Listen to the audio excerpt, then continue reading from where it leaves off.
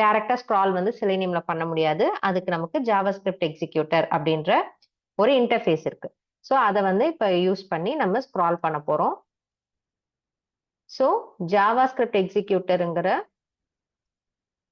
Script executor என்ற இன்டர்ஃபேஸுக்கு நம்ம object create பண்ண போறோம். டைரக்டா ஆப்ஜெக்ட் வந்து இன்டர்ஃபேஸ் கிரியேட் பண்ண முடியாது, டைப் காஸ்டிங் தான் பண்ணணும். ஸோ டிரைவரை நம்ம ஜாவாஸ்கிரிப்ட் எக்ஸிக்யூட்டருக்கு டைப் காஸ்ட் பண்ணிக்கிறோம்.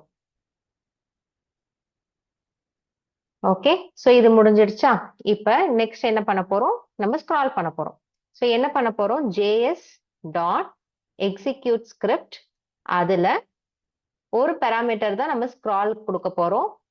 ரெண்டு பேராமீட்டர் எப்போ யூஸ் ஆகும்னு பார்த்தீங்கன்னா, கிளிக்கு, சென்ட் கீஸ் அந்த மாதிரி நம்ம வந்து ஜாவாஸ்கிரிப்ட் எக்ஸிக்யூட்டரை வச்சு கொடுக்கும்பொழுது நமக்கு இது வந்து யூஸ் ஆகும். ஓகேங்களா? ஸோ இப்போ வந்து நம்ம என்ன பண்ண போறோம்? ஸ்க்ரால் மட்டும்தான்றதால ஃபர்ஸ்ட் பேராமீட்டர் மட்டும் தான் கொடுக்க